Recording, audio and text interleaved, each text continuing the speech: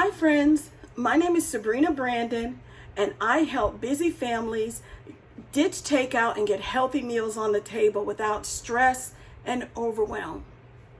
I started to feel really passionately about ditching takeout one day early this summer when my son and I went to the drive-through line at Walmart. Not Walmart, McDonald's. I don't know why I'm thinking Walmart. We went through the drive-through line at McDonald's and I got a fish fillet combo and he got another combo and it came to $17. I was like, you gotta be kidding me. $17? I could make a meal and have leftovers with $17. And that's when I started kind of racking up how much we've been spending eating out and not even eating quality food, eating fast foods. So that's when I decided that I needed to do a home makeover, so to speak, and we need to ditch takeout.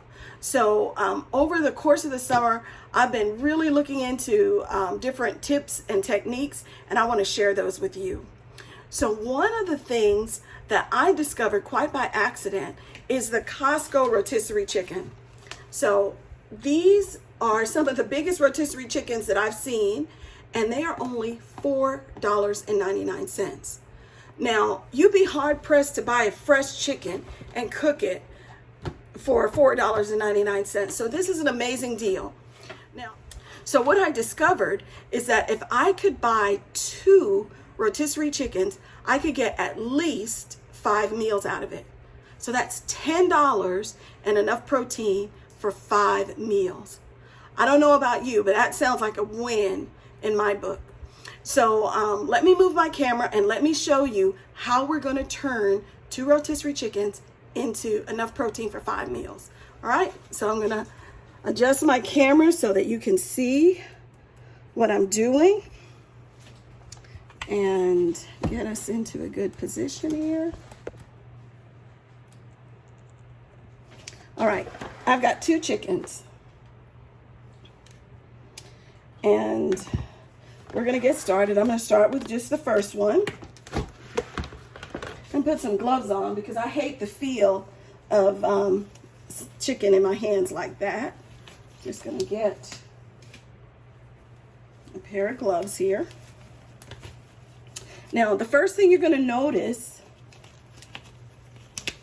when you get your chicken is that there is this twine around it.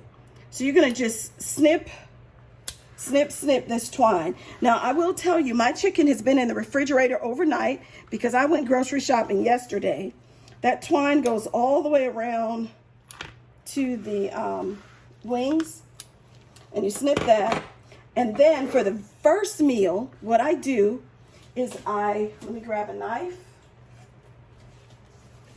For the very first meal, once I've gotten the twine cut all the way, there we go.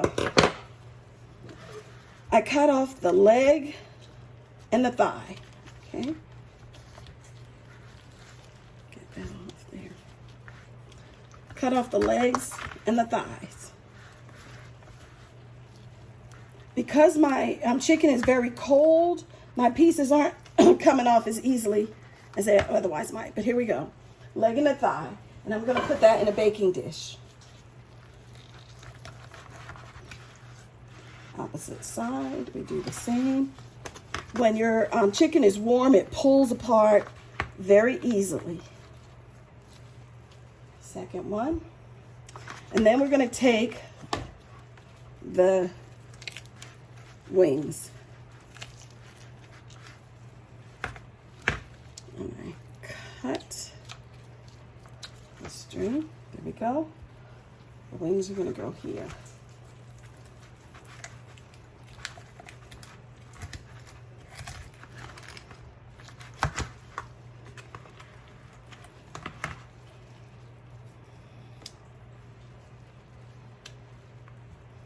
All right, now I'm going to do the same thing on the next chicken because this is going to be my meal for tonight.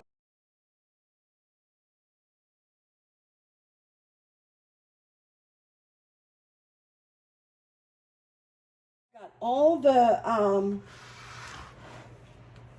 the leg quarters and the wings in one container, and I'm going to cover that with barbecue sauce, and I'm going to put it in the oven to bake. It is so delicious that way. Now I'm just going to go and slice down one side of that breastbone, and then easily pull the chicken away from the breastbone.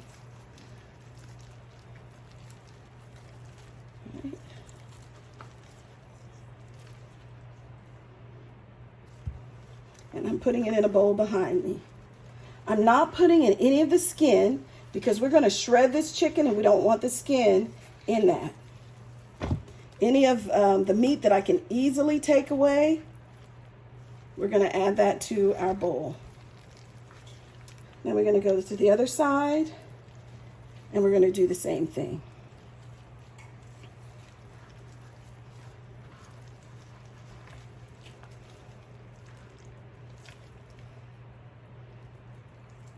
I know there's a pretty important point I didn't mention in my introduction, and that is that I am a Pampered Chef consultant. So on my channel, you're going to see me use Pampered Chef products to show you how much simpler it will make it for you to get meals on the table. There is nothing quite like having a well-stocked kitchen. Okay, we're getting all of this good chicken meat off. Now, I will say this about my local Costco. I am not 100% satisfied with how well done their chickens are. I'm sure it's perfectly safe in terms of reaching the right temperature, but I happen to like my chicken done a little more than we find on these rotisserie chickens. So all of the recipes that I'm going to show you will involve cooking the chicken more, but you don't have to. I think the meat is safe. Okay, so now we're going to go on to the back, and there's meat back here, so you don't want to overlook that. Okay, especially right here. I don't know if you see right here, there are two little pockets of meat that fit right in that bone socket. I don't know what these little medallions are called, but they are like the chickeniest. I don't even know if that's a word, but the chickeniest part of the chicken. They taste so delicious. It's like the definitive chicken taste in these pieces, and they are so tender, and they're stuck right in the back of the chicken. And the way most chickens are cut, you know, you never get to taste that little tender morsel that's right back there. So we want to make sure we don't leave that behind. All right. Now with the rest of this, I'm going to take all the skin off, and we're going to use this carcass to make a chicken stock. All right. You can use the skin to make the stock, but I've done it both ways, and I prefer my stock without the skin. It's a clearer product without the skin. So I remove all the skin as much as I can. And I don't obsess about getting every bit of meat that might be still stuck on here, because that's going to add some flavor to the stock, and I can even pull that off after I make the stock. So this is going right over here into my stock bucket. In the meantime, I'm going to go over, and I'm back, and here we have all of our chicken meat off the bones and in a bowl. But before we start working with that, I want to get the leg quarters and the wings in the oven. So I'm going to start by adding some rotisserie seasoning that Pampered Chef has. I love this. It just adds a little more flavor because I feel like the rotisserie chicken could use a little more flavor than it does have. So I'm not going to use that much, but there, I've got it. And I'm going to add some barbecue sauce. Now, you You notice I call myself the ketogenic Pampered Chef because for the most part in my family, we follow a ketogenic or low carb diet. But my son does not like the low carb barbecue sauce. So I'm using the Sweet Baby Ray's regular barbecue sauce on these few pieces right here. And I'll know which one's which. And then I'm using the no sugar added barbecue sauce on this side. Now, for some of you, you might decide to make your own barbecue sauce, but I haven't had much success with making a barbecue sauce that I like, that's sugar-free. But this one from Sweet Baby Ray's is my favorite. And you can kind of tell it's not quite as red as the one with the sugar in it. So I only have a little bit left in this bottle. I'm going to put that on there. That's done. Let me wipe that up and that.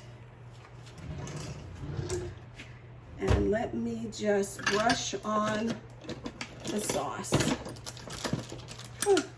Can't find my barbecue basting brush. Let's see. Don't see it. So let me just do it like this. I know that basting brush is somewhere. It must be in the dishwasher. And what I'm going to do is I'm going to let this go in the oven for probably 20-30 minutes. The sauce will get nice and caramelized, and the extra rotisserie seasoning in there is going to really amp this up. It's going to be delicious. It's the best oven barbecue chicken I've made. Right? So this is going in the oven. Tonight I'm going to have this with green beans, and that's one meal taken care of. Next, I've got the chicken carcass in some water, and to that I am going to add a stalk of celery. This has already been rinsed, not making it pretty, just cutting it up. Celery leaves add flavor, so we're going to add the celery with the leaves to the stock pot. I don't like the way this end looks. I'm not going to put that in there. And also half of a roughly chopped onion. And you know, when you're making a chicken stock, you can leave the skin on the onions. It adds a nice color to the stock. So that's what I'm going to do. Now, it's up to you as to whether or not you want to add salt or pepper to your stock at this time. You could wait until you're going to use the stock to add your salt and pepper, and I think that's what I'm going to do because it depends on what other ingredients I'm using when I actually intend to use the stock. So I've got that on the oven. I'm probably going to add a bay leaf to that. I've got it on the stove, I should say, and it's going. This chicken stock is going to be used to make some of the recipes that we're going to get from here. So that's one meal down. And now we're going to begin shredding the chicken. So Pampered Chef has a really nice tool that I absolutely love. These are called salad choppers. But I'm going to open them up and you will see that they are two knives laying parallel to one another. And they look like a pair of scissors, right? But we're not going to hold them like we hold scissors. We're going to hold them like this. And when you have salad in a bowl, you can just chop, chop, chop, chop, chop salad. It goes so quickly. But I love it for shredding chicken. It will shred chicken so quickly for you. And you know, when chicken is cold, it's not as easy to shred as when it's warm. So we're going to get started with that. And the last couple of times that I used this Costco chicken, I got 9 cups of shredded chicken out of it. And I divided that 9 cups into about 4 servings that I used for 4 different meals. And that's how you get the 5 meals out of 2 rotisserie chickens that only cost $10. All right. So you can see how quickly that goes. And there's this little red, I don't know what to call it, catch in the back. So when you store this, you close it and it stays closed. But when you're using it, that needs to stay out of the way.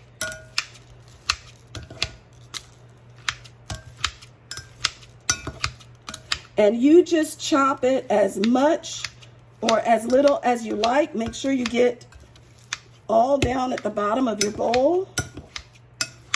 There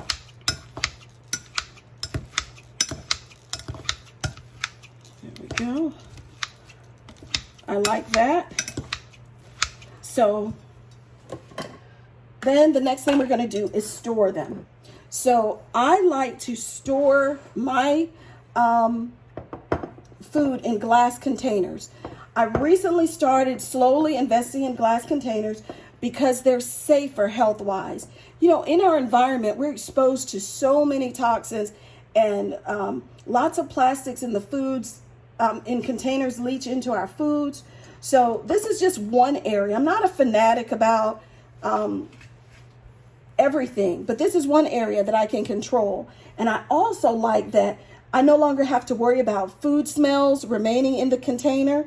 Now, every time I get it, doesn't matter if I stored onions in here. The next time I can store cheesecake if I wanted to, and it's not going to pick up the onion flavor because it's glass. I love it, and I love that I can always see exactly what I have in here. So this is the 5-cup capacity. The lids snap on, and they're leak proof. So I absolutely love these, and I'm sure you will too. So I'm just going to put this first little bit in here. Okay, now I'm guesstimating. This looks to me like maybe 2.5 cups. And I'm going to go on and I'm going to add the next little bit.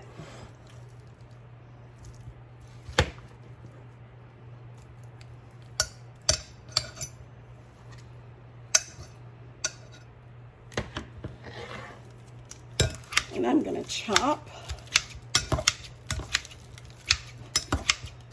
This is not as much as I had in the first bit, but we're going to keep on chopping. And eventually I'm going to chop all of this up.